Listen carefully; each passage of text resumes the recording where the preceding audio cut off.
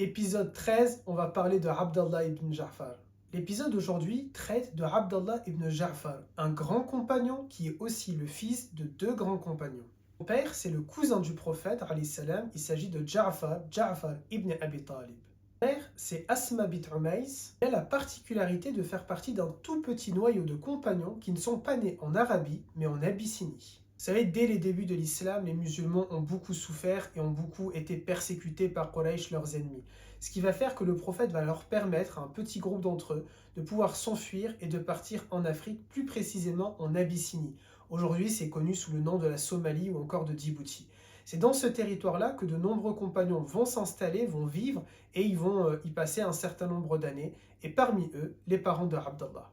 Abdallah naît donc là-bas. Il a donc une particularité, un point commun avec toi et avec moi, nous, musulmans, qui sommes nés dans un territoire où nous sommes minoritaires.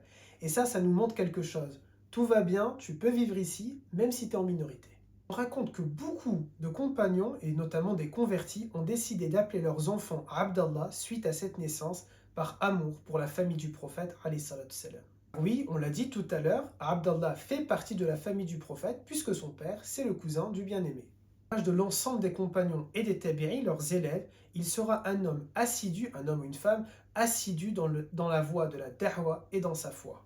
Alors bien sûr, il y a plusieurs choses que l'on aurait pu dire à son sujet, mais faute de temps et en attendant de vous retrouver pour un épisode un peu plus long à son sujet, si je peux bi'idnillah, je vous donne rendez-vous pour l'épisode 14, demain, Inch'Allah, au sujet de Ja'far ibn Abi Talib, le père de Abdallah.